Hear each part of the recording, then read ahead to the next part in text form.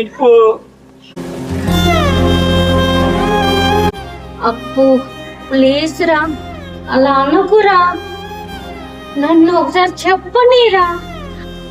తర్వాత కూడా నేను నచ్చకపోతే నేను వెళ్ళిపోతానురా. నేను అన్ని ఒప్పుకుంటా. నేను ఫుల్లుగా తాగి నిన్ను సాగు కొట్టినా అది వీడియో తీసి వాట్సాప్ స్టేటస్ పెట్టిన అది చాలనట్టు ఫేస్బుక్, ఇన్స్టాగ్రామ్, ట్విట్టర్ అన్నిట్లో పోస్ట్ చేశా. అరే మళ్ళీ చెప్తున్నా, ఈసారి మాత్రం వీడియో అస్సలు తీయను, సోషల్ మీడియాలో పోస్ట్ చేయను. నిన్ను గుండెలు నిన్ను ప్రేమిస్తున్నాడురా. ఒకసారి ఆలోచించు. వాడిని మేకప్ కి డబ్బులు అడుగుతుంటే కొడుతున్నాడురా. వాడే డబ్బులు ఇస్తే నీ కాడికి నేను ఎందుకు వస్తానురా?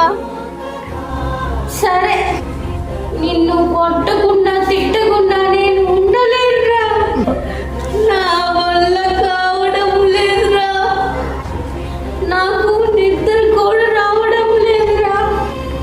నీ కాలు పట్టుకుంటా, ప్లీజ్ ఒక 2000 ఇవ్వరా. బ్యూటీ పార్లర్కి పోవాలి. నా వల్ల కాదు అమ్మా.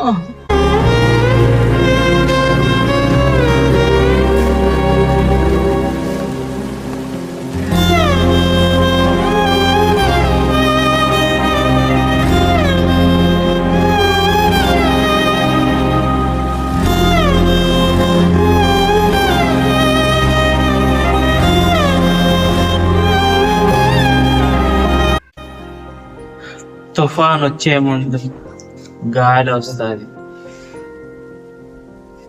పిడుగు పడే ముందు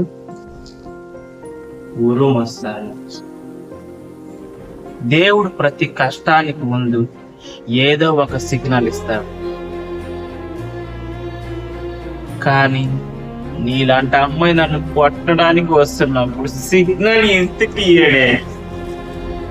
చూడే, చిన్నప్పటి నుంచి మా అమ్మ నాన్న కూడా ఇలా కొట్టలేదు. చొక్కా వేసుకోలేకపోతున్నా అమ్మా.